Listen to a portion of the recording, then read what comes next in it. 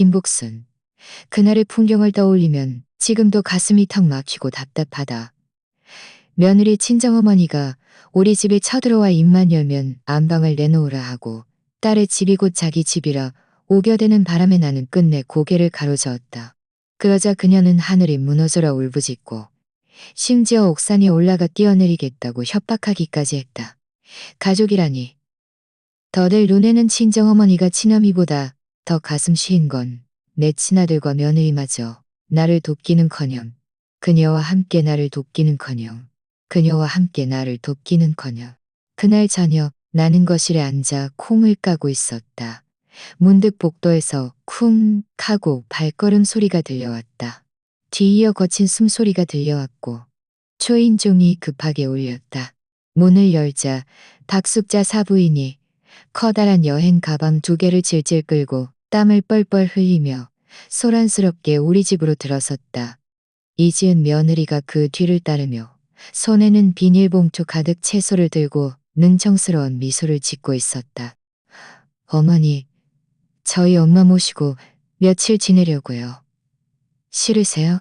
내 가슴이 쿵 내려앉았다. 손에 쥐고 있던 콩깍지가 떨어질 뻔했다. 박숙자 사부인이라니. 얼굴을 못 본 것도 아니다. 명절 때마다 와서 인사치레를 하곤 했지만 그때마다 그녀의 말은 늘 가시 돋쳐 있었고 시선은 우리 집 살림살이에 꿰뚫듯이 박혀 있었다. 마치 내가 물건 하나 더 놓을 때마다 자기 몸에서 떼어낸 것이라도 되느냐. 오늘은 저녁 한 끼 먹으러 온 게 아니었다. 아예 눌러앉을 작정이었다. 저는 그냥 구경이나 할 겸 온 거죠. 박숙자 사부인은 진가방을 쿵소리나게 바닥에 던져놓고는 곧장 소파에 털썩 앉았다. 한 번 앉으니 일어날 생각도 없는 듯 했다. 그녀의 시선이 거실을 한 바퀴 훑더니 거만한 어조로 중얼거렸다. 집 인테리어는 그럭저럭 괜찮네. 우리 시골집보다 훨씬 환하고 그 어투는 마치 남의 집에 얹혀 살러 온 사람이 아니라 검사라도 하러 온 사람 같았다. 시선이 훑고 지나갈 때마다 마치 자기 땅을 재는 듯한 느낌에 내 마음은 옥신거렸다. 하지만 나는 꼭 참으며 억지로 미소를 지었다. 사부인, 우선 좀 쉬세요. 손님방은 제가 진작 치워뒀어요. 나는 손님방이라는 2글자에 일부러 힘을 지어 말했다. 나는 손님방이라고 말했다. 그게 예의였다. 우리 집에는 방이 3개 있었다. 하나는 내가 쓰는 안방, 다른 하나는 아들 내외방, 그리고 나머지 하나는 손님방으로 비워두었다. 누가 오든 손님방에 묵는 것이 기본적인 도리였다. 하지만 박숙자 사부인은 콧방귀를 뀌더니 얼굴에 불쾌한 기색을 감추지 않았다. 손님방? 그 작은 다락방 같은 데서 어떻게 자? 내가 이 나이에 다리도 불편하고 거기선 숨도 못 쉬어. 준호야, 네 엄마는 무슨 생각인 거니? 최준호가 마침 베란다에서 휴대폰을 들고 들어오다가 그 말을 듣고는 얼굴이 금세 난처해졌다. 엄마, 손님방 괜찮지 않아요?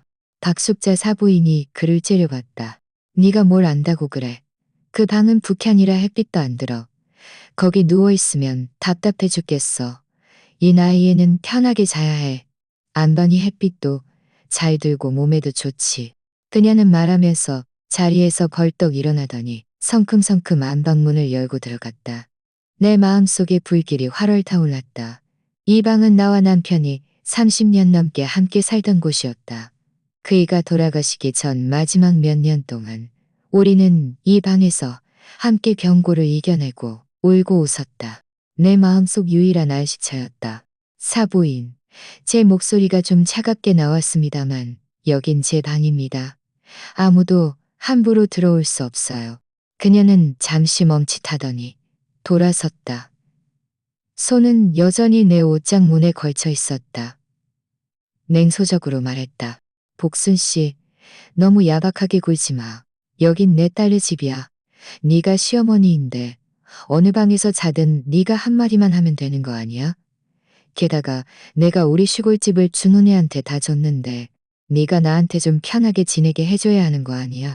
그 말은 마치 둔기로 머리를 맞은 듯했다.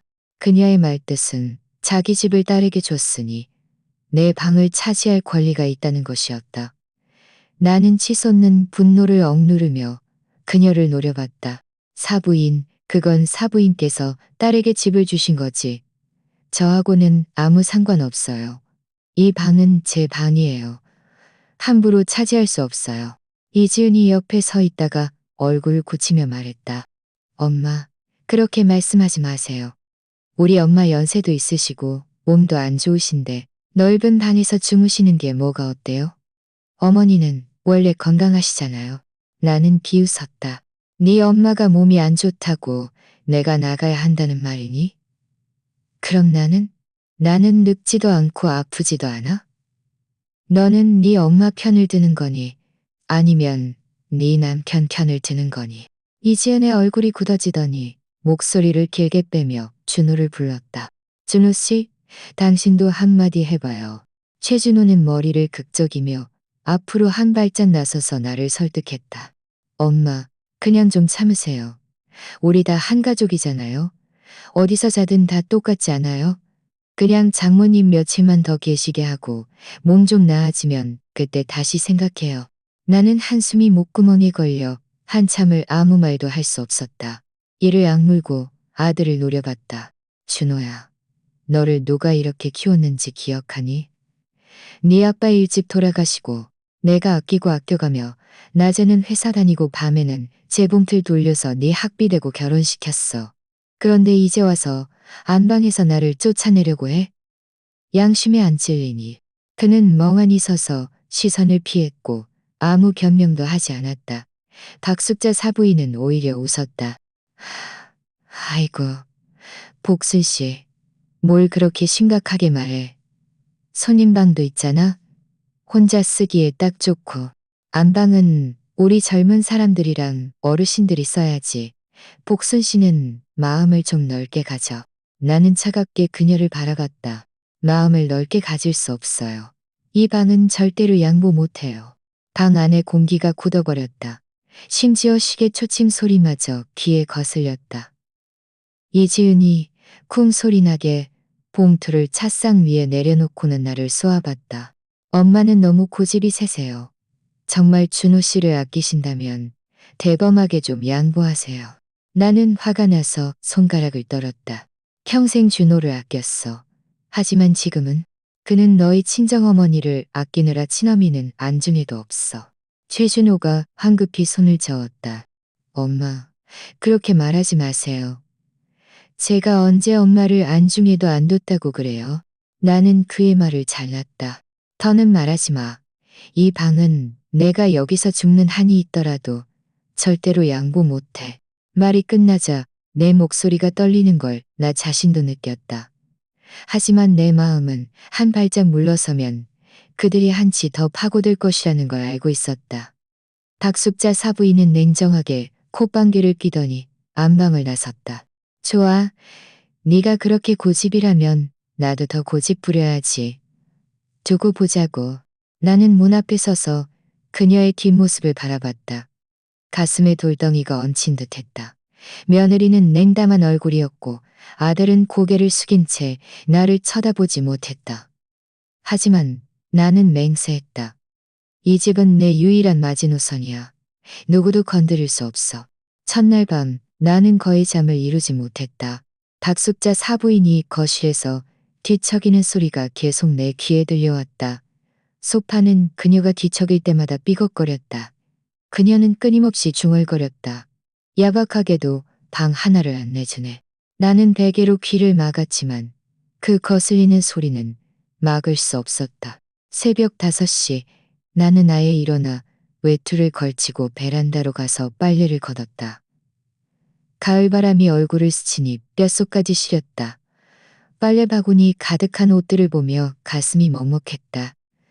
늙으면 원래 가장 바라는 게 고요한 삶인데 이제는 편히 쉴 방 하나마저 남에게 빼앗길 지경이었다. 방으로 돌아와 옷장을 뒤져 갈아입을 옷을 찾았다. 옷장 벽 쪽에는 흠집이 하나 있었다. 그걸 보자마자 내 가슴이 쿵 내려앉았다.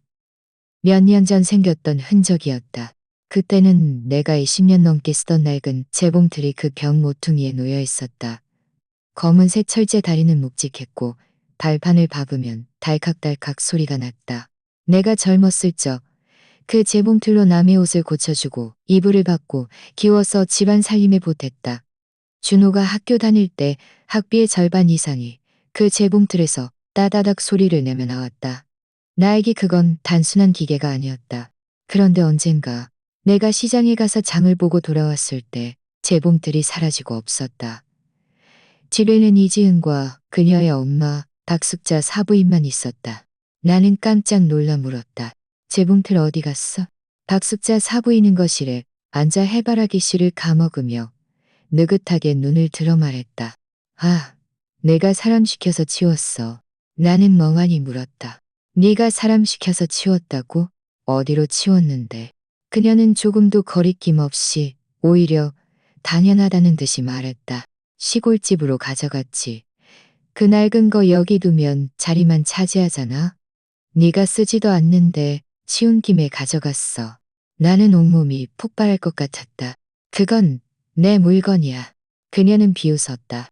너는 며느리 친정 엄마잖아. 네 물건이 곧 내 딸 물건이고 내 딸 물건이 곧 내 물건이야. 내 딸의 집이 내 집인데 뭐가 달라. 이지은이 옆에서 엄마의 소매를 잡아당기며 작은 목소리로 말했다. 엄마, 그만해. 하지만 나는 그녀의 눈빛을 똑똑히 봤다. 그녀는 조금도 잘못됐다고 생각하지 않았고 오히려 약간의 우월감마저 느끼는 듯했다. 그 순간 나는 온몸이 떨리고 손발이 차가워졌다. 소리 지르고 싶었지만 억지로 참아냈다. 최준호는 그때 야근 중이었다. 나는 그들 모녀 앞에서 고립된 채 홀로 서 있었다. 나는 참아냈다. 왜냐하면 내가 소리내 싸우면 결국 좋은 소리를 듣는 건 그들이지 내가 아니라는 걸 알고 있었기 때문이었다. 동네 사람들은 시어머니가 친정엄마와 물건 가지고 싸운다니 인정머리 없다고 말할 것이고 아들은 엄마, 왜 좀 양보를 못해? 라고 말할 것이고 아들은 엄마, 왜 좀 양보를 못해? 라고 말할 것이었다. 라고 말할 것이었다. 내 모든 억울함은 목구멍에 턱 막혀 있었다. 나중에는 내 얘기를 들어줄 곳조차 없었다.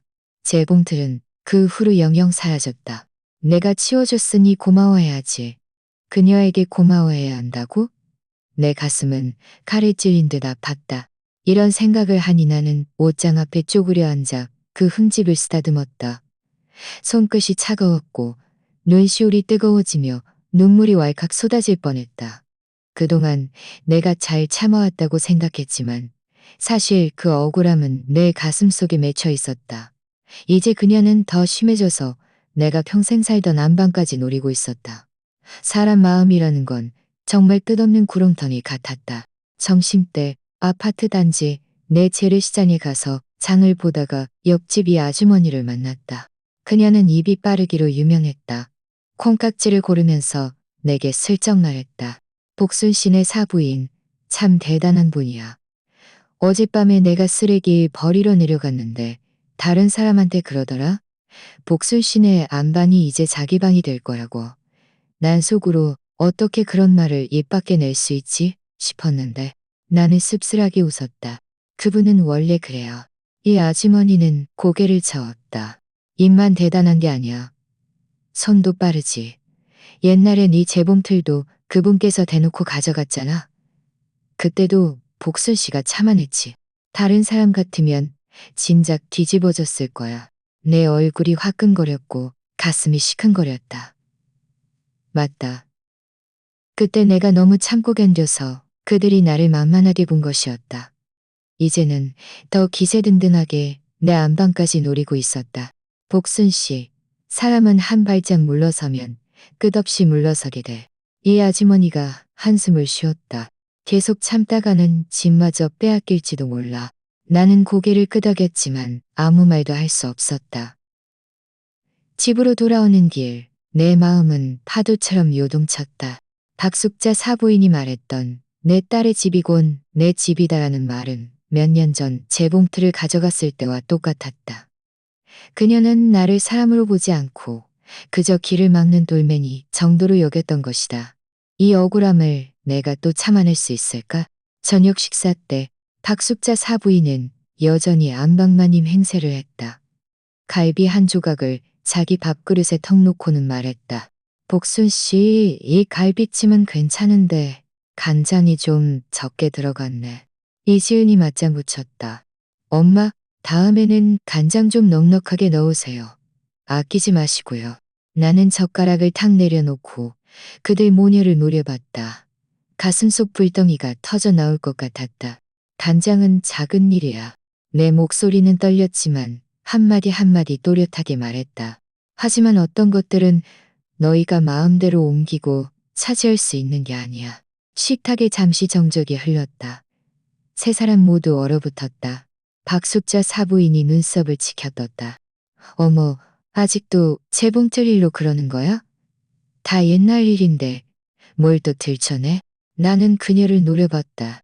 그건 옛날 일이 아니야. 내 평생의 피땀 어린 세월이야. 공기는 시계 초침 소리마저 선명하게 들릴 정도로 고요했다. 이지은의 얼굴이 굳어졌다. 엄마, 고집 부리지 마세요. 재봉틀이 몇 년 전 일인데 이제 와서 뭘 그래요? 그냥 대범하게 우리 엄마 안방에 지내게 하면 되는 거 아니에요. 최준호는 고개를 숙인 채 아무 말도 없었다. 나는 그를 노려보며 마음속이 더욱 사늘해졌다. 준호야, 너 어렸을 때 내가 재봉틀로 만들어준 옷 입고 공부했던 거 기억하니? 그는 고개를 들어 나를 한 번 쳐다봤지만 시선을 피하며 아무 말도 하지 않았다. 내 마음속은 싸늘하게 식어 얼음 구덩이에 빠진 듯했다. 박숙자 사부인은 오히려 웃었다. 복순 씨, 뭘 그렇게 어르신 행세를 하려고 해? 진명이는 당신 이름으로 되어 있는 게 맞지만 준호는 당신 아들이잖아. 나중엔 결국 준호 것이 될 텐데. 일찍 안방에 지내든 늦게 지내든 뭐가 달라? 나는 쿵 소리 나게 젓가락을 내려놓았다. 목소리는 차갑게 떨렸다. 다르지. 집은 내 거야. 내가 살아있는 동안 누구도 건드릴 생각 마. 식탁 위 공기가 순간 얼어붙었다. 이지은의 얼굴은 시퍼렇게 질렸고 박숙자 사부인의 입꼬리가 움찔거렸다. 최준호는 한숨을 쉬며 무슨 말을 하려는 듯했지만 내가 매섭게 노려보자 다시 입을 다물었다. 내 마음은 이 재봉틀 문제도 안방 문제도 아니었다. 이것은 자존심의 문제였다. 밤이 되자 나는 안방문을 일부러 잠갔다. 하지만 그럼에도 불구하고 마음이 편치 않았다.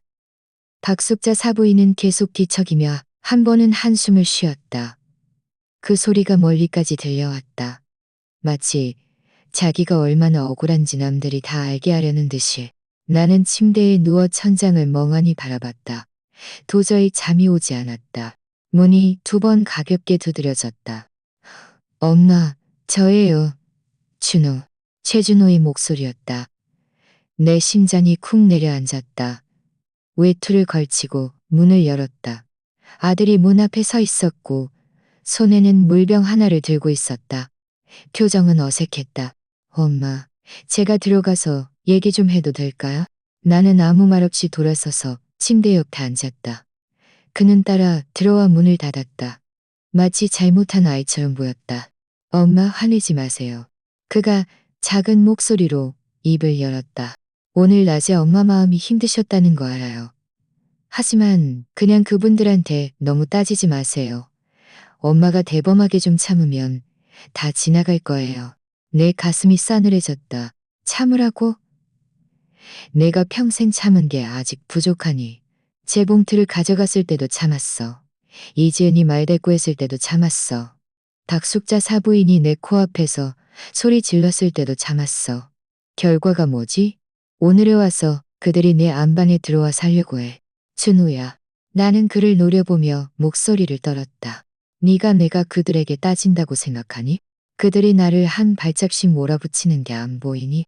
그는 나를 똑바로 쳐다보지 못하고 시선을 이리저리 피했다.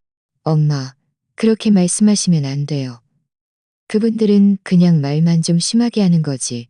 마음은 나쁘지 않아요. 그리고 다 한 가족인데 뭘 그렇게 따지고 나눠요? 나는 씁쓸하게 웃었다. 한 가족? 너 기억하니? 네가 어렸을 때 내가 혼자 너를 키웠어. 네가 아프면 내가 너를 업고 병원에 뛰어다녔어. 네 학비 내가 아끼고 아껴서 조금씩 모았어. 그런데 이제 와서 나한테 한 가족이라고? 한 가족이라는 게 엄마한테 이렇게 대하는 거니? 여기까지 말하자 내 눈가가 시큰거렸고 눈물이 왈칵 쏟아질 뻔했다. 하지만 최준호는 그저 한숨만 쉬었다. 엄마, 제가 엄마 힘드셨다는 거 알아요. 하지만 이제 엄마도 연세 드셨으니 너무 많은 걸 신경 쓰지 마세요. 예지은도 힘들어요. 직장 다니면서 애 키우느라 정신없어요. 엄마가 한 발짝 물러서면 집안도 좀 편안해질 것 같아요. 편안해진다고? 그의 눈에는 내가 한 발짝 물러서는 게 편안함이었다. 하지만 내 마음속에는 그것이 끝없는 후퇴였다. 나는 눈물을 꾹 참으며 그를 한참 동안 바라봤다. 마침내 차갑게 한마디를 내뱉었다. 너는 내 아들이니? 아니면 그들 아들이니? 그는 입술을 실룩거렸지만 대답하지 못했다. 내 마음은 완전히 무너져 내렸다. 다음 날 아침 일찍 이지은은 일부러 식탁에서 말했다. 어머니, 혹시 어젯밤에 마음을 바꾸셨어요? 우리 엄마가 안방에서 주무시는 게 확실히 좋죠. 햇빛도 잘 들고 몸에도 좋고요. 나는 밥그릇을 내려놓고 차갑게 그를 노려봤다. 누가 내가 마음을 바꿨다고 그래? 그녀는 한층 놀라더니 이내 입술을 삐죽거렸다. 어차피 집은 언젠가 준호 씨 것이 될 텐데. 어머니는 왜 우리 엄마랑 자꾸 다투세요? 일찍 들어와서 지내는 게 뭐가 문제예요? 이 말은 칼처럼 내 가슴을 찔렀다. 박숙자 사부인이 곧바로 울기 시작했다. 너희들 들었지? 며느리 친정엄마는 나를 무시하는 거야. 내가 가난하다고 이 나이에 방 하나 달라는 것도 안 돼? 나를 천하게 보고 무시하는 거야. 그녀는 말하면서 식탁을 쿵쿵 내리쳤다. 소리가 너무 커서 위층 아래층까지 다 들릴 지경이었다. 최준호는 당황해서 황급히 그녀를 달랬다. 장모님, 흥분하지 마세요. 울지 마세요. 몸도 안 좋으신데 화내지 마시고요. 하지만 그는 장모님을 외치면서도 나에게는 눈게 한 번 주지 않았다. 내 마음은 칼로 도려내는 듯 아팠다. 나는 쿵 소리 나게 식탁을 내리쳤다. 목소리는 공기를 얼릴 듯 차가웠다. 그만해. 세 사람 모두 얼어붙었다. 시선이 일제히 나에게로 향했다. 나는 이를 악물고 한마디 한마디 힘주어 말했다. 더는 기어오르지 마. 집은 내 거야. 내가 살아있는 동안 누구도 건드릴 생각 마. 방 안은 섬뜩할 정도로 조용했다. 냄비 속 쭉 끓는 소리마저 선명하게 귀에 거슬렸다. 이지은의 얼굴은 새빨개졌다. 박숙자 사부인은 2초간 멍하니 있더니 곧바로 더 심하게 울부짖었다. 너희들 다 봤지? 이 며느리 친정엄마는 나를 사람 취급도 안 해. 나는 진작 나를 죽이려고 할 줄 알았어.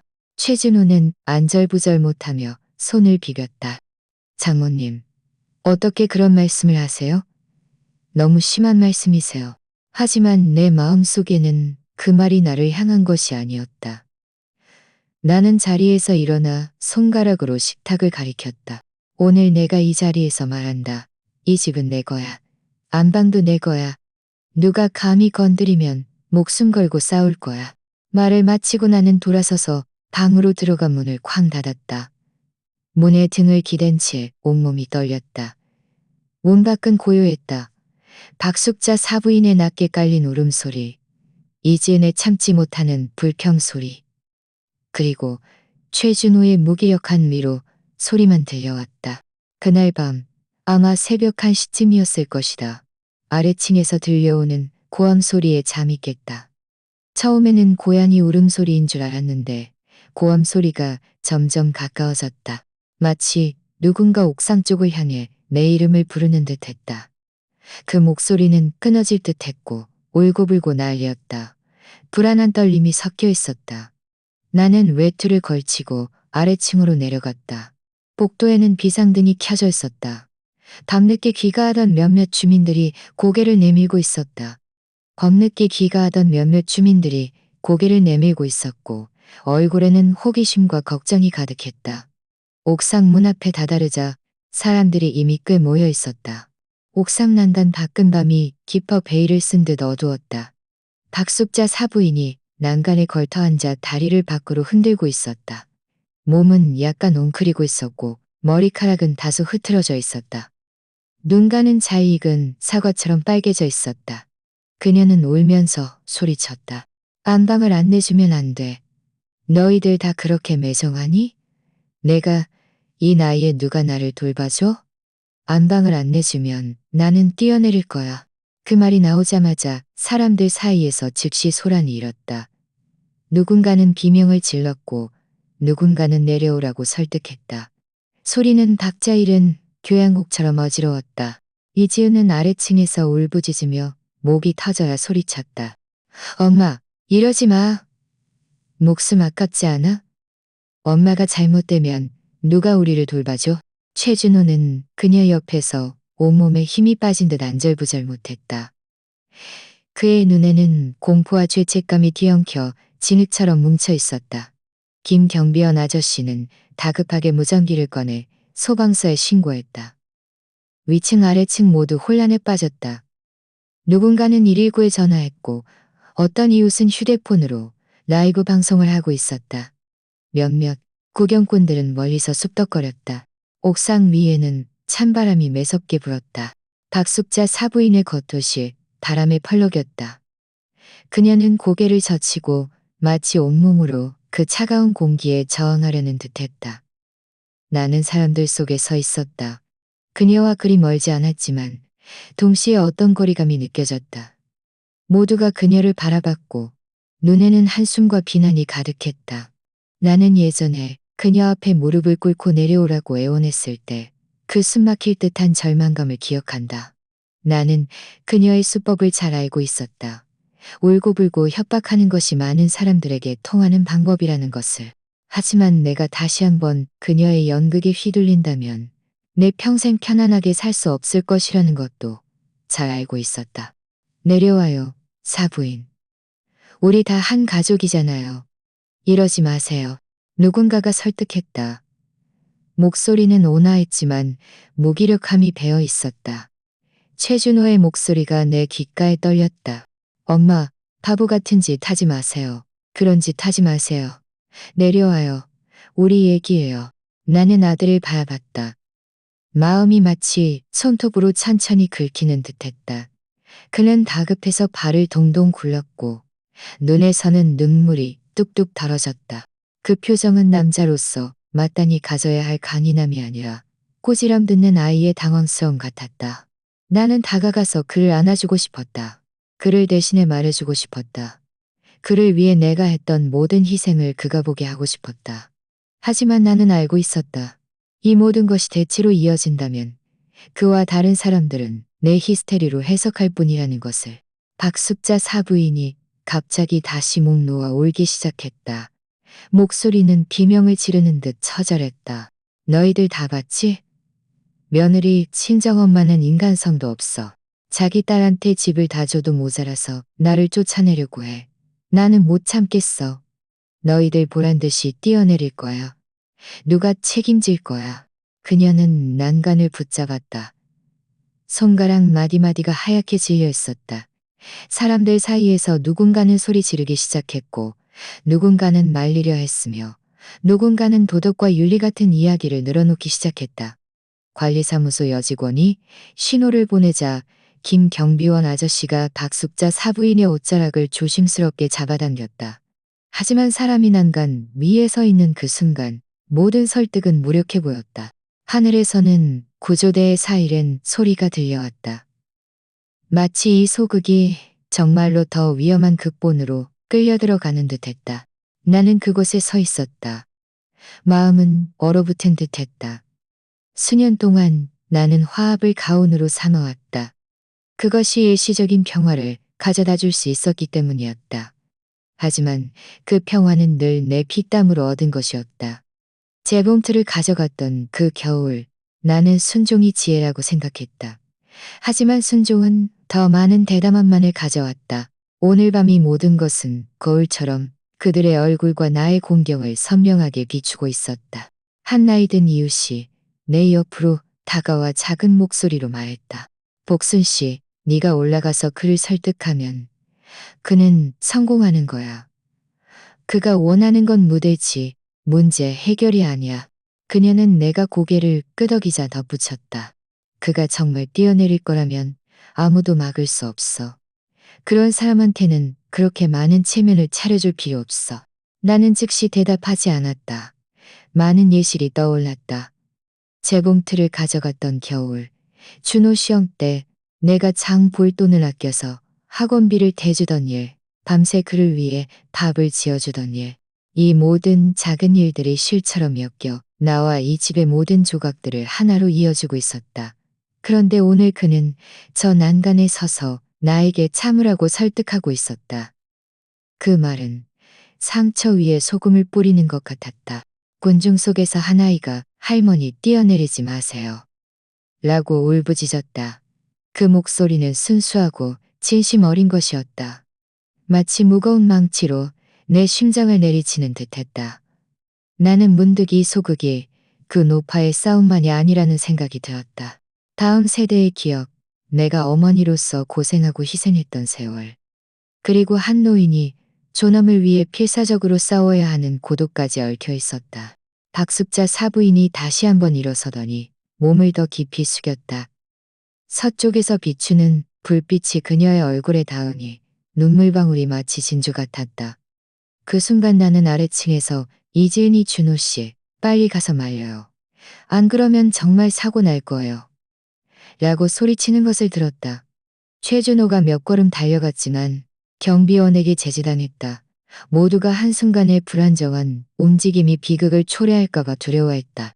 내 심장은 격렬하게 뛰었지만 내가 공포에 질려 움직인다면 모든 의미가 그녀의 말에 삼켜질 것이라는 것을 알고 있었다.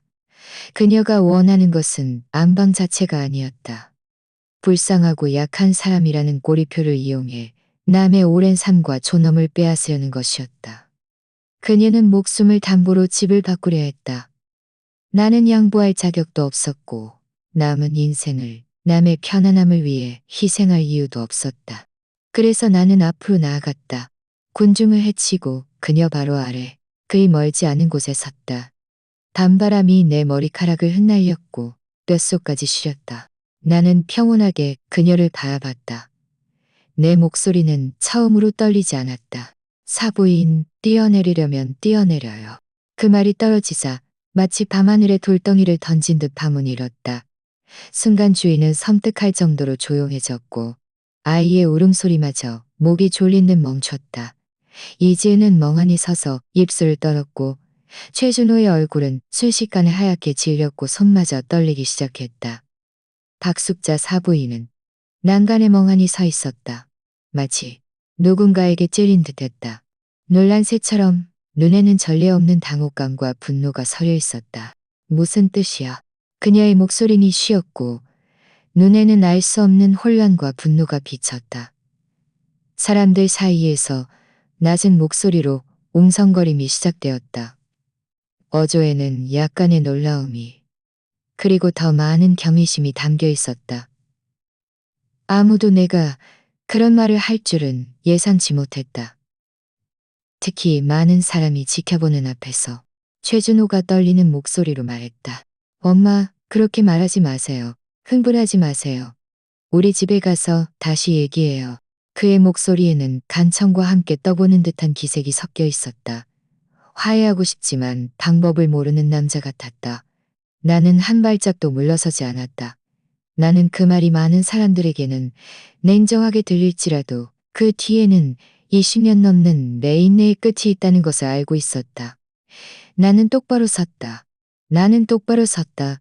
마치 아들을 위해 동전 하나를 세던 그 시절의 여자로 돌아간 듯했다. 하지만 눈빛에는 무시할 수 없는 단호함이 더해졌다. 박숙자 사부인의 손이 천천히 난간에서 떨어졌다. 그녀의 몸은 힘이 빠진 듯 떨렸다. 구조대원들은 옥상 가장자리에 안전망을 설치했고 몇몇 소방관은 확성기를 들고 가능한 한 온화한 어조로 그녀에게 내려오라고 설득했다. 그녀는 입술을 깨물고 목이 메어 말소리가 작아졌다. 사람들은 점차 물러났고 밤하늘 아래 달빛과 손전등 불빛에 비친 모든 사람의 얼굴은 반으로 나뉘어 있었다. 그날 밤 박숙자 사부인은 결국 뛰어내리지 않았다. 그녀는 난간에서 끌어내려져 손님방으로 들어갔다. 입에서는 여전히 불평과 원망이 끊이지 않았다. 그러나 사람들의 시선은 변해 있었다. 처음에 동정심에서 점차 비판과 의심으로 바뀌었다. 다음 날 정오, 나는 시장에 장을 보러 갔다. 날씨는 약간 흐렸고 바람이 거세게 불어 눈이 시렸다. 조개 한 마리를 고르고 푸른 채소 한 단을 샀다. 저녁에 준호에게 생선찌개를 끓여줄 생각이었다.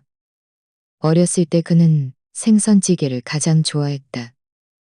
그때는 가난해서 생선 한 마리 사는 것도 사치스러운 일이었다. 나는 늘 이 아이가 지난날의 어려움을 조금이라도 기억한다면, 지금처럼 편파적이지 않을 것이라고 기억한다면 채소를 들고 집으로 가는 길. 내 마음은 여전히 불안했다. 어젯밤 옥상에서의 그 소동을 박숙자 사부인이 순순히 넘어갈 리 없었다. 하지만 나는 일이 내가 생각했던 것보다 훨씬 빠르게 진행될 줄은 예상치 못했다. 집 문을 열자마자 낯선 향수 냄새가 확 풍겨왔다. 그 냄새는 코를 찔러 불편했다. 거실에 들어서자마자 내 가슴은 쿵 내려앉았다. 안방문이 활짝 열려 있었고 바닥에는 여행 가방들이 널브러져 있었다.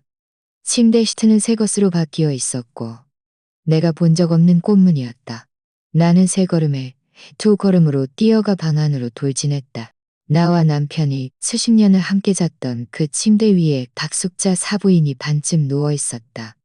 머리카락은 틀어올리고 얼굴에는 두꺼운 수분 크림을 바른 채 마치 상전처럼 해바라기 씨를 씹으며 텔레비전을 보고 있었다. 침대 옆 협탁에는 그녀의 약통이 놓여 있었고 옷장 문은 활짝 열려 있었는데 안에는 이미 그녀의 옷으로 가득 차 있었다. 내 눈앞이 캄캄해지며 거의 쓰러질 뻔했다. 손에 들고 있던 채소, 봉투가 쿵 소리 나게 바닥에 떨어졌다. 생선이 비닐봉투 안에서 파닥거렸고 물이 바닥에 흥건히 고였다. 누가 내 방을 건드리라고 했어? 내 목소리는 쉬었지만 쇠처럼 단단했다. 박숙자 사부인이 느긋하게 고개를 들었다. 입으로는 여전히 해바라기 씨 껍질을 씹으며 나를 흘깃봤다. 뭘 그래? 내가 안방에서 자면 안 돼? 여기는 내 딸네 집인데 내가 안방에서 자는 게 당연한 거 아니야? 나는 온몸이 떨렸다. 손가락으로 그녀를 가리켰다. 당연하다고? 네가 내 평생의 방을 당연하다고 말해. 네가 뭔데? 그때 최진호가 부엌에서 걸어 나왔다.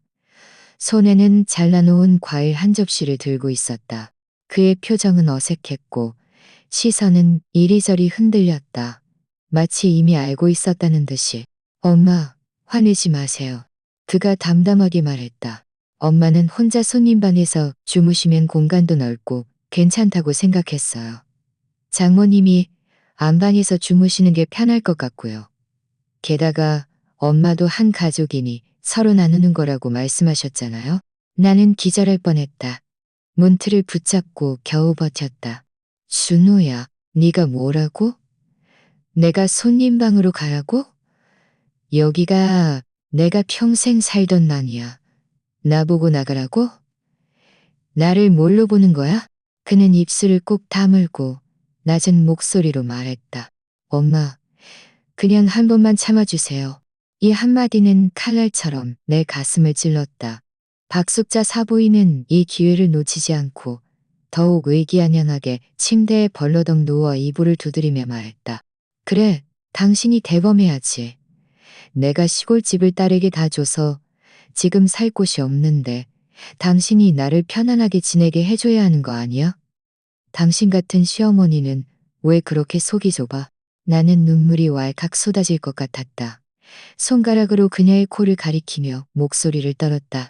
박숙자 씨, 흑백을 뒤집지 마. 네가 마음대로 집을 딸에게 줬다는 건 네 일이지. 나하고 무슨 상관이야? 네가 지금 살 곳이 없다고 내 방을 빼앗으려 해? 내가 네게 빚진 거라도 있어? 이지은이 베란다에서 들어오다가 마침 그 말을 듣고는 즉시 엄마를 감쌌다. 엄마, 그분하고 싸우지 마세요. 그분은 그냥 속이 너무 좁아요. 집은 어차피 언젠가 준호 씨 것이 될 텐데 우리가 일찍 들어와서 지내는 게 뭐가 문제예요. 나는 멍하니 이 모녀를 바라봤다. 가슴이 격렬하게 오르내렸다. 수십 년 동안 내가 참아온 결과가 이런 장면이었다. 친아들이 장모님 편을 들고 친며느림이 옆에서 비웃고 나는 문간에 밀려나 내 침대조차 지키지 못하는 신세였다. 준호야. 나는 이를 악물고 그를 불렀다. 네 아내를 봐. 네 장모님 말을 들어봐. 아직도 내가 네 친엄마라고 생각하니. 그는 고개를 들었지만 짜증스러운 기색이 스치더니 한숨을 쉬며 말했다. 엄마, 너무 일을 크게 만들지 마세요. 방 하나 가지고 뭘 그렇게까지 해요? 뭘 그렇게까지 하냐고? 나는 기진맥진해서 소리쳤다. 이건 내 방이야. 내 집이야. 내가 여기서 평생을 살았어. 아끼고 아껴서 마련한 집인데 오늘 너희가 나보고 나가라고? 천만에. 방 안은 순간 고요해졌다. 텔레비전 소리마저 유난히 귀에 거슬렸다. 박숙자 사부인은 몸을 뒤척이더니 아예 이불을 뒤집어 쓰고 누웠다. 불쌍한 척했다. 너희들 다 들었지? 이 며느리의 친정엄마는 조금도 인정이 없어. 내가 가난하다고 무시하는 거야. 너희들 누가 나를 말려줘? 이지은은 황급히 엄마의 등을 토닥였다. 엄마, 화내지 마세요. 엄마 몸이 중요해요. 말하면서 나를 차갑게 흘겨봤다. 어머니가 정말 준호 씨를 아끼신다면 이렇게 따지지 마세요. 내 눈물이 마침내 뚝뚝 떨어졌다. 나는 최준호를 바라봤다. 그는 고개를 숙인 채 나를 쳐다보지 못했다. 양심에 찔리고 난처한 표정이었다. 이 순간 나는 문간에 홀로 서서 마치 이녀 인간처럼 느껴졌다. 하지만 내 마음속에서는 어떤 목소리가 외치고 있었다. 안 돼. 한 발짝 더 물러서면 나는 숨조차 쉴 수 없어. 나는 깊이 숨을 들이쉬고 눈물을 닦아냈다. 차갑게 말했다. 오늘 내가 이 자리에서 못 박아 말한다. 이 방은 누구도 건드릴 생각 마. 준호야, 네가 만약 또 그들 편을 든다면 나는 너를 아들이 없는 셈 칠 거야. 말이 끝나자 방 안에 모든 사람이 얼어붙었다. 박숙자 사부인은 눈을 가늘게 뜨고 입꼬리에 차가운 미소를 지었다. 좋아, 네가 그렇게 독하다면 두고 보자고. 그 며칠 동안 나는 거의 문 밖으로 나가지 않았다. 안방은 박숙자 사부인에게 빼앗겼고 내 마음은 돌덩이가 짓누르는 듯이 막혔다. 거실을 지나갈 때마다 그녀가 침대에 누워 의기양양한 표정을 짓는 것을 보면 나는 이가 갈렸다. 하지만 나는 이를 악물고 참았다. 그 자리에서 이성을 잃고 싶지 않았다. 하지만 집은 철통 같지 않았다. 외부 사람들은 언젠가 소식을 알게 될 터였다. 소문은 어떻게 퍼졌는지 이틀도 안 되어 아파트 단지 사람들은 모두 알게 되었다. 복도에서 아는 사람을 만나면 그들의 시선을 이리저리 돌리며 나를 훑어봤다. 어떤 이는 걱정하는 척하며 말했다. 복순 씨, 사부인이 이사와서 안방에서 지낸다면서요? 참 대범하시네요. 말 속에는 떠보는 기색과 함께 구경하는 듯한 기색이 섞여 있었다. 나는 억지로 웃었지만 마음은 칼에 베이는 듯 아팠다. 가장 난처했던 때는 내가 시장에 가서 장을 보다가 채소, 바구니를 들고 오이 몇 개를 고르고 계산하려 할 때였다. 등 뒤에서 두 사람이 낮은 목소리로 쑥덕거리는 소리가 들려왔다. 들었어? 김복슬 씨 안방을 사부인이 쓴대. 자기는 손님방에서 지내고. 아이고, 그 시어머니 참 불쌍하다. 친엄마가 며느리 친정엄마만도 못하다니. 요즘 세상에 친엄마가 아들 눈에 장모님만도 못하지. 내 손이 떨리더니 오이가 바닥에 떨어질 뻔했다. 가슴이 쿵 내려앉았다. 얼굴이 순식간에 새빨개졌고 눈물이 터져 나올 뻔했다. 하지만 나는 억지로 참아냈다. 고개를 돌려 바라보니 그 두 사람은 바싹부터 앉아 웃고 있었다. 내가 그들을 보자 못 들은 척 다른 화제로 돌렸다. 아이고, 오늘 날씨가 참 춥네요. 하지만 그들의 눈빛에는 분명히 고소해야 하는 기색이 비쳤다. 나는 고개를 숙인 채 서둘러 계산을 하고 채소 바구니를 들고 황급히 그곳을 벗어났다. 그 길 내내 마음속에는 친엄마가 며느리, 친정엄마만도 못하다는 그 몇 마디가 가득했다. 돌덩이가 나를 짓누르는 듯 숨 막혔다. 집에 돌아오니 이지은이 소파에 앉아 휴대폰을 보고 있었다. 내가 들어오는 것을 보더니 입꼬리를 올리며 차갑게 말했다. 엄마, 사람들이 비웃는 게 싫으면 우리 엄마랑 싸우지 마세요. 엄마 혼자 어디서 자든 다 똑같잖아요. 체면을 차리고 싶으면 대범해야죠. 나는 한숨이 목구멍에 걸렸다. 체면? 감히 나에게 체면을 가지고 비꼬다니. 내가 아직 입을 열기도 전에 박숙자 사부인이 방 안에서 소리쳤다. 복순 씨, 당신은 너무 속이 좁아. 방 하나 가지고 뭘 그렇게 따지? 봐봐, 네 며느리는 얼마나 대범하니? 당신처럼 맨날 동안 얼굴로 다니면서 늙어서도 그렇게 따지니 창피한 줄 알아야지. 그녀는 일부러 목소리를 높였다. 소리가 너무 커서 마당에서도 다 들릴 지경이었다. 창밖에는 몇몇 이웃들이 마침 지나가다가 고개를 들어 우리 집 베란다를 쳐다봤다. 나는 똑똑히 들었다. 누군가가 작은 목소리로 저 시어머니는 정말 집안을 단속 못하네라고 말했다. 내 손은 하얗게 질려 손톱이 살을 파고들었다. 그 순간 내 마음속에 불덩이가 타오르는 듯했다. 숨이 가빠졌다. 내가 평생 무슨 고생을 안 해봤을까? 젊었을 적에는 혼자 남편 없이 이 집을 지탱했다. 낮에는 공장에서 일하고 밤에는 재봉틀을 돌려 부업을 했다. 그 손은 바늘에 찔려 상처투성이었지만 나는 눈물 한 방울 흘리지 않았다. 그런데 오늘 내 집에서 내 가족 앞에서 남들에게 집안을 단속 못한다는 말을 듣고 웃음거리가 되어야 하다니. 그 순간 내 마음속에서 차가운 목소리가 울렸다. 이제 그만. 더 참다가는 마지막 나는 체면마저 다 잃을 거야. 그날 새벽 일찍 날이 채 밝기도 전에 나는 부엌에 가서 죽을 끓이려던 참이었다. 갑자기 문이 쿵쿵 울렸다. 문이 부서질 듯 했다.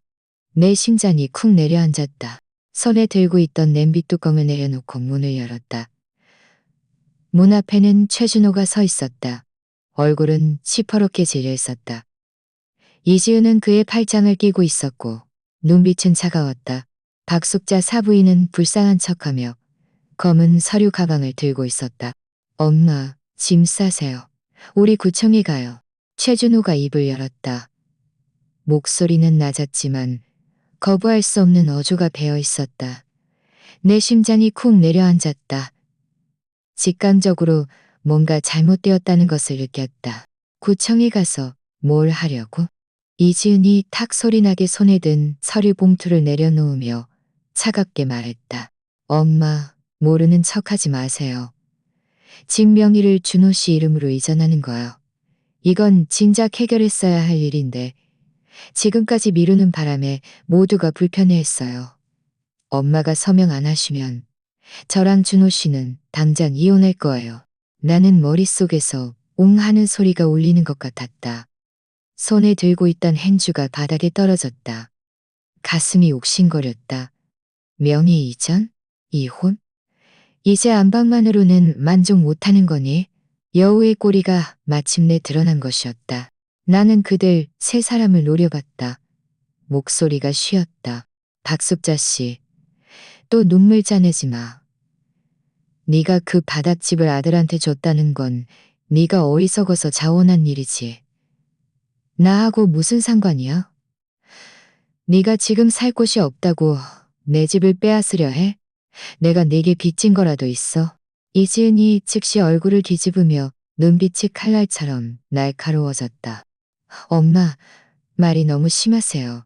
엄마가 명예 이전을 안 하시면 준호 씨가 어떻게 사람들 앞에서 고개를 들고 다녀요? 게다가 우리 엄마 연세도 많으신데 안방에서 지내면서도 엄마 눈치 봐야 해요? 엄마가 정말 독한 분이라면 그냥 우리 이혼하는 게 나아요. 맞아. 박숙자 사부인이 즉시 말을 받으며 눈물을 닦았다. 너희들 다 들었지? 며느리 친정엄마는 이렇게 냉혈하냐. 이 나이에 사람을 자기는 줍는 한이 있더라도 편안하게 지내게 안 해줘. 준호야, 네가 저 사람한테 서명하라고 안 하면 네가 앞으로 어떻게 살 거야? 나는 온몸이 화가 나서 부들부들 떨렸다. 그들이 반쯤 끌고 반쯤 밀어서 나를 엘리베이터에 태웠다. 내내 내 마음은 천근만근의 돌덩이가 짓누르는 듯했다. 눈물이 눈가에 맺혔지만 나는 이를 악물고 떨어뜨리지 않았다. 구청 로비에 도착했다. 넓고 밝았고 사람들이 오고 가며 북적였다. 직원들은 카운터 뒤에서 바쁘게 키보드를 두드리는 소리가 끊이지 않았다. 나는 마치 죄인처럼 창구 앞에 서 있었다. 직원이 고개를 들어 미소 지으며 물었다. 무슨 업무를 보러 오셨나요? 이지은이 급히 앞으로 나서며 서류 봉투를 테이블 위에 쿵 내려놓았다. 명의 이전이요. 집 명의를 제 남편 이름으로 이전하려고요. 직원이 고개를 끄덕이며 의례적으로 물었다. 소유주 신분증 가져오셨나요? 나는 두 손으로 가방을 꽉 쥐고 차가운 목소리로 말했다. 안 가져왔어요. 그리고 가져오지도 않을 거예요. 박숙자 사부인이 즉시 쿵 소리나게 의자에 앉아 숨 넘어갈 듯 울기 시작했다. 직원분, 제 말을 들어주세요. 제가 집을 딸에게 다 줘서 지금 살 곳이 없는데 며느리 친정엄마는 이렇게 매정하게 안방도 못 쓰게 하고 아들한테 집 명의도 안 넘겨주려고 해요. 이 노파는 어떻게 살아야 할까요? 로비에 있던 사람들이 모두 우리 쪽을 쳐다봤다. 누군가는 고개를 저으며 한숨을 쉬었고 누군가는 쑥덕거렸다. 저 집은 왜 구청까지 와서 싸우는 거야? 내 가슴이 격렬하게 오르내렸다.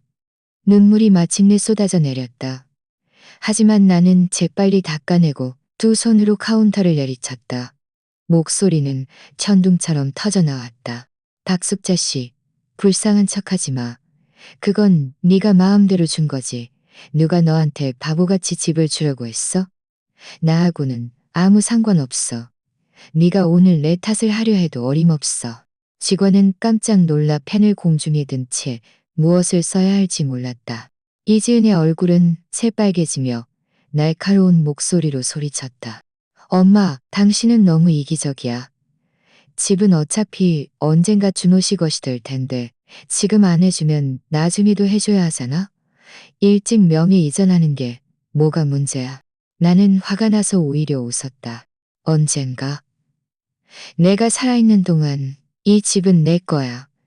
명의 이전은커녕 너희는 못 하나도 건드릴 생각 마. 로비는 순간 정적에 휩싸였다. 사람들 속에서 누군가는 고개를 저으며 한숨을 쉬었다. 아이고, 친엄마랑 아들이 이렇게까지 싸우다니 정말 안타깝다. 또 누군가는 낮은 목소리로 말했다. 저 할머니 강단 있네. 저게 바로 마지노선을 지키는 거지.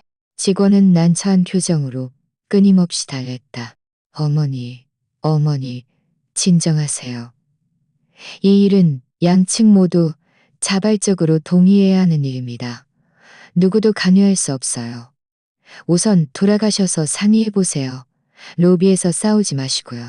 하지만 내 마음속에는 오늘부터 이 일이 완전히 공론화되었고 더 이상 되돌릴 수 없다는 생각이 들었다. 나는 돌아서서 최준호를 노려봤다. 그는 고개를 숙인 채 나를 쳐다보지 못했다. 내 목소리는 쉬었지만 한마디 한마디 또렷했다.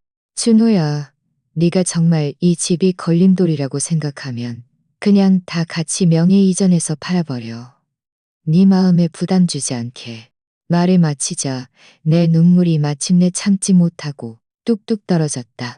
고청에서 돌아온 그날 밤 나는 밤새도록 잠을 이루지 못했다. 박숙자 사부인은 손님 방에서 아픈 척하며 끙거렸고 이지은은 일부러 젓가락을 떨어뜨렸다. 최준호는 고개를 숙인 채 아무 말도 하지 않았다. 방 안은 마치 먹구름이 낀 듯 공기가 굳어 사람을 질식시킬 것 같았다. 다음 날 아침, 이지은은 휴대폰으로 위챗 음성 메시지를 보냈다. 오늘 가족 회의를 해야겠어. 집 문제를 정하지 않으면 이 생활은 더 이상 못해. 그녀는 내가 들으라고 일부러 큰 소리로 말했다. 나는 냉소적으로 웃었다. 그들은 아직도 나를 외부인 취급하는구나. 저녁 식탁에 원탁이 놓였다. 박숙자 사부인이 상석에 앉았고 이지은이 그 옆에 앉았다. 최준호는 고개를 숙인 채 한쪽에 앉아 순종적인 아이 같았다. 하필이면 내가 가장 마지막에 앉는 사람이었다. 마치 재판받는 죄인처럼. 회의 시작해요. 나는 차갑게 말했다. 나는 자리에서 일어나 그들을 노려보며 단호히 말했다. 집은 내 거야. 누가 불만 있으면 당장 여기서 나가. 박숙자 사부인이 벌떡 일어나더니 내 코앞에 손가락질하며 욕을 퍼부었다. 당신 같은 노파는 속이 바늘구멍보다 작아. 내 딸네 집인데 네가 뭔데 나가라고 해. 딸네집. 나는 비웃었다. 그건 네가 지어낸 말이야.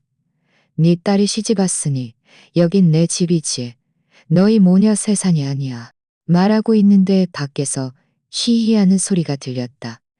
내가 고개를 들어보니 문 앞에 몇몇 이웃들이 서 있었다. 이 아주머니와 김 경비원 아저씨, 그리고 몇몇 구경꾼들이었다. 누군가는 입을 가리고 작은 목소리로 또 싸움이 났네. 집 문 앞까지 와서 싸우다니 라고 말했다. 이지은의 얼굴이 굳어지더니 황급히 문을 닫으러 갔지만 이 아주머니가 막아섰다. 닫지 마. 다들 너희가 복순 씨를 이렇게 괴롭히는 거 들었어. 소문나면 어떻게 하려고. 박숙자 사부인이 목소리를 높여 소리쳤다. 내가 뭘 괴롭혔다고 그래? 나는 그냥 안방을 달라는 것뿐이야. 안 주면 여기서 죽어버릴 거야. 말을 마치고 그녀는 쿵 소리 나게 바닥에 무릎을 꿇고 울었다. 상갓집보다 더 서럽게. 이웃들은 모두 웅성거렸다. 누군가는 고개를 저으며 저 집은 정말 너무하네라고 말했고 누군가는 쑥덕거렸다. 친엄마는 저 집에서 아무런 지위도 없네. 내 마음속의 불길이 완전히 타올랐다. 나는 그녀 앞으로 걸어가 몸을 굽히고 차갑게 그녀를 노려봤다. 박숙자 씨, 잘 들어. 이 집은 내 거야. 네가 또 난리치면 당장 여기서 나가. 오늘 이렇게 많은 이웃들이 증인이 되어줄 거야. 말을 마치고 나는 그녀를 세게 끌어당겨 문 앞으로 밀어냈다. 눈빛은 칼날처럼 날카로웠다. 방 안은 죽은 듯 고요했고 문 밖에서는 박숙자 사부인의 울음소리만 메아리쳤다. 최준호는 멍하니 서서 입술을 시룩거렸지만 아무 말도 하지 못했다. 이지은의 얼굴은 시퍼렇게 질려 이를 악물고 나를 노려봤지만 이웃들의 시선에 눌려 더 이상 소리 지르지 못했다. 이 아주머니가 한숨을 쉬며 내게 말했다. 복순 씨, 잘했어. 한 발짝 더 물러섰으면 너는 집마저 잃었을 거야. 나는 고개를 끄덕였다. 눈물이 흘러내렸지만 차갑고 단호한 빛을 띠고 있었다. 이 순간 나는 마침내 못 박아 말했다. 집은 내 거야. 불만 있으면 나가. 이웃들 앞에서 싸웠으니 그들이 좀 수그러들 줄 알았다. 하지만 다음 날 저녁 최준호는 결국 참지 못하고 폭발했다. 그날 그는 퇴근하고 돌아왔는데 얼굴이 시퍼렇게 질려 있었다. 문에 들어서자마자 서류 가방을 쿵 소리나게 던졌다. 목소리는 천둥처럼 방 안을 뒤흔들었다. 엄마는 정말 인정머리가 없어. 엄마 같은 사람은 내 엄마 자격이 없어. 이 한마디는 칼처럼 내 심장을 그대로 꿰뚫었다. 나는 그 자리에 멍하니 서서 숨이 멎는 듯했다. 눈물이 제어할 수 없이 쏟아져 내렸다. 하지만 나는 이를 악물고 쓰러지지 않으려 했었다. 준호야. 나는 떨리는 목소리로 그에게 물었다. 네가 뭐라고? 내가 엄마 자격이 없다고? 그는 피줄이 붉어질 정도로 소리쳤다. 눈에는 분노가 가득했다. 엄마는 조금도 나를 이해해주지 않아. 안방 때문에 엄마는 나랑 이지은, 그리고 장모님을 남처럼 대하잖아. 엄마 마음속에는 오직 집뿐이고 나는 없는 엄마가 무슨 소용이야? 이지은이 옆에서 불난 집에 부채질했다. 준호 씨, 그분 신경 쓰지 마요. 그분은 그냥 마음이 너무 단단해서 언젠가 준호 씨 속을 다 뒤집어 놓을 거예요. 지금 저 모습 좀 봐요. 완전 마귀 할멈 같잖아. 박숙자 사부인은 소파에서 아픈 척 울었다. 복술 씨, 당신은 너무 잔인해. 나는 안방 하나 달라는 것뿐인데 당신은 기어이 나를 쫓아내려고 해. 당신은 우리 온 가족을 죽이려고 하는 거야. 내 눈물이 더 이상 참지 못하고 뚝뚝 떨어졌다. 나는 최준호를 바라봤다. 목소리에는 울음기가 섞여 있었다. 준호야, 내가 네 친엄마잖아. 내가 힘들게 너를 키웠어. 잊었니? 네가 어렸을 때 아프면 내가 너를 업고 병원에 뛰어다녔어. 학원비는커녕 네 학비 내가 한 푼 두 푼 모아서 마련했어. 그런데 이제 와서 그들 편에 서서 나보고 엄마 자격이 없다고 욕해? 그의 눈빛이 잠시 흔들렸지만 이내 시선을 피하며 이를 악물고 말했다. 엄마, 지난 일은 제가 기억해요. 하지만 지금 우리는 살아야 해요. 제 아내, 아이, 장모님까지 다 여기 사는데 엄마는 왜 한 발짝도 양보를 못 하세요? 엄마가 정말 저를 아끼신다면 집 명의를 저에게 넘겨줘서 모두가 편안하게 해줘야죠. 나는 갑자기 웃었다. 웃음 속에는 울음과 절망이 뒤섞여 있었다. 결국 네 눈에는 엄마의 사랑이 집 명예 이전이라는 거구나. 내가 명예 이전을 안 해주면 엄마 자격이 없다는 거고. 내 손이 떨리기 시작했지만 마음속에는 갑자기 차가운 절박함이 솟아올랐다. 나는 돌아서서 옷장으로 가서 그들의 짐을 한꺼번에 끌어냈다. 엄마, 뭐 하는 거예요? 이지은이 비명을 지르며 달려들어 빼앗으려 했다. 나는 세게 밀쳐 그녀를 옆으로 던져버렸다. 이를 악물고 말했다.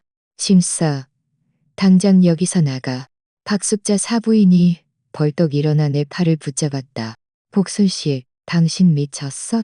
나는 그녀의 손을 세게 뿌리쳤다. 눈물 범벅이 된 얼굴에는 일말의 망설임도 없었다. 미친 건 너희들이야. 친정이라는 명분으로 내 집을 뜯어먹으려 해. 오늘 내가 이 자리에서 못 박아 말한다. 이 집은 내 거야. 누가 또 감히 넘볼 생각하면 다시는 이 문턱을 넘을 생각 마. 나는 그들의 옷, 이불, 화장품, 심지어 박숙자, 사부인의 약통까지 모조리 여행 가방에 쑤셔 넣고 문 앞으로 끌어냈다. 쿵 소리 나게 바닥에 던졌다. 이웃들이 소리에 놀라 다시 모여들었다. 복도에서 그 모든 것을 똑똑히 지켜봤다. 누군가는 고개를 저으며 한숨을 쉬었고 누군가는 낮은 목소리로 저 할머니 간단 인내라고 말했다. 나는 눈물을 닦아내고 그들을 노려봤다. 목소리는 쉬었지만 단호했다. 오늘부터 너희는 너희 갈 길 가고 나는 내 갈 길 갈 거야. 우리 모자의 인연은 여기까지야. 방 아는 바늘 떨어지는 소리마저 들릴 정도로 고요했다. 최준호는 멍하니 서서 입술을 실룩거렸지만 아무 말도 하지 못했다. 이제는 그의 팔을 잡고 있었고 눈에는 분노가 가득했다. 박숙자 사부인은 여전히 소리 지르고 있었지만 목소리에는 이미 힘이 없었다. 마지막으로 최준호는 허리를 굽혀 여행 가방을 들었다. 그의 동작은 느렸고 천근만근의 짐을 짊어진 듯했다. 그는 문 앞까지 왔지만 뒤돌아보지 않았다. 내 가슴이 찢어지는 듯 숨 막혔다. 그들이 떠나던 날 바람은 몹시 차가웠다. 박숙자 사부인은 울부짖었고 이지은은 얼굴을 찡그렸다. 최준호는 두 개의 여행 가방을 끌고 있었다. 그의 뒷모습은 천근만근의 돌덩이를 짊어진 듯 무거웠다. 복도에는 그들의 흐트러진 발걸음 소리가 울려 퍼졌고 이내 모퉁이에서 사라졌다. 문이 닫히자 세상은 갑자기 고요해졌다. 방 안에는 나와 이 익숙한 공기만이 남았다. 나는 문 옆에 기대어 눈물을 뚝뚝 흘렸다. 하지만 그 눈물 속에는 어떤 가벼움이 배어 있었다. 마치 내 어깨를 짓누르던 거대한 산이 마침내 사라진 듯했다. 이제야 숨을 쉴 수 있었다. 며칠 후 시골에서 소식이 전해져 왔다. 그들은 고향으로 돌아갔다고 했다. 박숙자 사부인이 원래 자랑스러워하던 그 낡은 집은 이미 2년 전에 딸에게 넘겨준 터였다. 이제 그들은 마을 입구의 허름한 흙집에 비좁게 살 수밖에 없었다. 벽은 얼룩덜룩했고 지붕은 바람이 새어 밤마다 위밍 소리를 내며 바람이 스며들었다. 이제는 참지 못하고 불평했다. 엄마 때문에 우리 살 곳마저 없어졌잖아. 박숙자 사부인은 오히려 소리치며 화를 냈다. 네 시어머니가 매정하게 굴지 않았으면 우리가 어떻게 이 지경까지 왔겠어. 최준호는 그 사이에 끼어 마치 돌덩이처럼 침묵했다. 그는 입을 열지도 반박하지도 못하고 그 모든 것을 억지로 삼켜야 했다. 마을 사람들의 눈은 번뜩였다. 누군가는 밭두렁에서 고개를 저으며 비웃었다. 자업자득이지. 진작에 집을 아들한테 줘버리더니 이제 사위네 집에서 쫓겨나다니. 자기가 자초한 일 아니겠어? 누군가는 마당에서 손가락질하며 말했다. 아들이란 놈이 친엄마 집까지 넘보다니. 결국은 장모님과 흙집에 같이 살게 됐으니 얼마나 창피해. 이런 말들이 내 귀에까지 전해져 왔다. 이 아주머니가 내게 조용히 말했다. 복순 씨, 마을 사람들이 다 그들을 비웃고 있어. 자업자득이라고 말이야. 복순 씨는 간단히 썼어. 나는 울지 않았다. 그저 마음속에서 천근만근의 짐이 사라진 듯했다. 나는 집안을 다시 한번 정리했다. 우선 안방 침대 시트를 벗겨 베란다에 널었다. 햇볕 아래서 희미한 세탁세제 향기가 났다. 그리고 그들이 어질러 놓았던 옷장을 깨끗하게 정리했다. 옷을 하나하나 잘 개어 가지런히 놓았다. 벽 모퉁이에 있던 낡은 선풍기도 닦고 또 닦았다. 마치 내 자신에게 물건은 역시 내 것이 편안하다고 말하는 듯이. 거실도 새로 꾸몄다. 차상을 반짝반짝 닦고 새로 산 카네이션 몇 송이를 꽂았다. 꽃은 화려하게 피어 있었다. 베란다에는 풍경을 걸었다. 바람이 불면 딸랑딸랑하고 맑은 소리가 났다. 그 순간 나는 문득 이 집이 다시 내 손으로 돌아왔다는 느낌이 들었다. 익숙하고도 편안했다. 하루하루가 흘러갔다. 소박하지만 편안했다. 나는 매일 아침 시장에 한 바퀴 돌며 신선한 채소를 사고 가끔은 갈비 한 조각으로 나 자신을 위로하기도 했다. 이웃들은 나를 보면 웃으며 인사했다. 복순 씨, 얼굴색이 훨씬 좋아졌네요. 내 마음은 따뜻해졌다. 고개를 들어 대답했다. 네, 이게 진짜 고요한 삶이죠. 어느 날 이 아주머니가 갓진 만두 한 접시를 들고 찾아와 말했다. 복순 씨, 참 강단 있었어. 자기 집을 지켜냈잖아. 다른 사람 같으면 진작 사부인과 아들한테 다 빼앗겼을 거야. 나는 웃었다. 마음속으로는 약간 씁쓸했다. 강단 있는 것도 다 어쩔 수 없이 된 거죠. 그녀가 내 손을 토닥였다. 그래도 복순 씨가 이겼잖아. 봐봐. 이제 아무도 복순 씨 집을 넘볼 생각 못해. 나는 햇살 아래 마당을 바라봤다. 마음속에는 전에 없던 편안함이 천천히 피어올랐다. 밤이 깊어 주위가 고요해지면 나는 종종 침대 옆에 앉아 지나온 파란만장한 길을 되짚어봤다.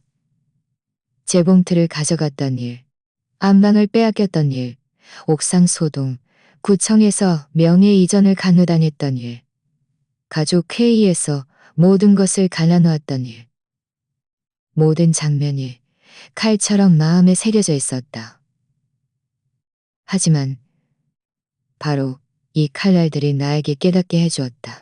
인내는 존중을 가져오지 않고 오직 더 많은 탐욕만을 부를 뿐이라는 것을. 내 평생을 힘들게 살아왔고 무엇이든 양보할 수 있었지만 이 집만큼은 양보할 수 없었다. 이 집은 몇 개의 벽돌도 한 장의 등기부등본도 아니었다. 그것은 내 모든 수고와 존엄의 증거였다. 김복수는 이 작은 집에서 평화롭게 여생을 보낼 수 있을 거라 생각했지만 안방을 둘러싼 싸움이 수년간 억눌렀던 모든 것을 뒤집어 놓았다. 기억하는가? 이야기 초반에 박숙자 사부인이 이사와서 손님방을 싫어하며 안방을 내놓으라고 강요했다. 김복수는 마음이 답답했지만 참았다. 하지만 그녀는 친아들과 며느리가 그녀를 돕기는커녕 한 가족이니 참으라고 설득할 줄은 꿈에도 생각 못했다. 결국 그녀는 자기 침대마저 빼앗겼다. 나중에 옥상에서의 소동은 더욱 충격적이었다. 박숙자 사부인은 뛰어내리겠다고 소리쳤고 이웃들은 말렸으며 아들은 다급해 발을 동동 굴렀다. 하지만 김복수는 차갑게 뛰어내리려면 뛰어내려요라고 말했다. 그 말에는 얼마나 많은 노인들의 억울함과 분노가 담겨 있었을까. 그 순간 그녀는 매정한 것이 아니라 더 이상 물러설 곳이 없어 궁지에 몰린 것이었다. 이야기가 구청에서 명예이전을 강요당하는 지경에 이르자 더욱 가슴이 아팠다. 아들의 엄마, 그냥 서명해 주세요. 라는 말은 김복순의 마음속 마지막 희망마저 산산조각냈다. 하지만 그녀는 굴복하지 않았다. 그녀는 테이블을 치며 모든 사람에게 말했다. 내가 살아있는 동안 이 집은 내 거야. 그것은 그녀 일생의 단호함과 존엄이었다. 결국 모자의 인연은 완전히 끊어졌다. 그녀는 친아들과 며느리 그리고 사부인의 짐을 직접 집 밖으로 내던졌다. 눈물은 흘렀지만 손은 흔들리지 않았다. 그녀는 더 이상 물러설 곳이 없다는 것을 깨달았기 때문이었다. 어떤 사람들은 그녀가 너무 잔인하다고 말할지도 모른다. 하지만 친구의 입장에서 나는 말하고 싶다. 김복수는 잘못하지 않았다. 노인이 지켜낸 것은 단순히 집 한 채가 아니었다. 수십 년간 힘들게 버텨온 존엄이었다. 누구도 친정이라는 이름으로 그녀를 인질 삼아서는 안 된다. 누구도 그녀의 평생 피땀 어린 노력을 손쉽게 빼앗아서는 안 된다. 그녀는 마지막에 홀로 집을 다시 꾸미고 꽃을 꽂고 풍경을 걸고 평화롭게 삶을 살았다. 이웃들은 그녀가 강단이 있다고 말했지만 사실 그것은 노인의 가장 진솔한 마음이었다. 늙어서는 더 이상 다른 것을 바라지 않는다. 그저 자기 집과 존엄을 조금이라도 지킬 수 있다면 그것으로 족하다.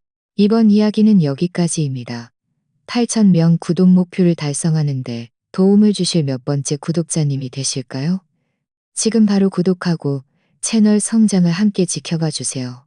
제 이야기가 여러분에게 도움이 되기를 바랍니다. 다음 시간에 만나요. 본 채널의 이야기는 사회 뉴스, 시청자 투고 및 댓글 공유를 포함한 실제 사건을 바탕으로 각색되었습니다. 내용에 대한 의견이나 제안이 있으시면 댓글로 함께 토론해 주세요.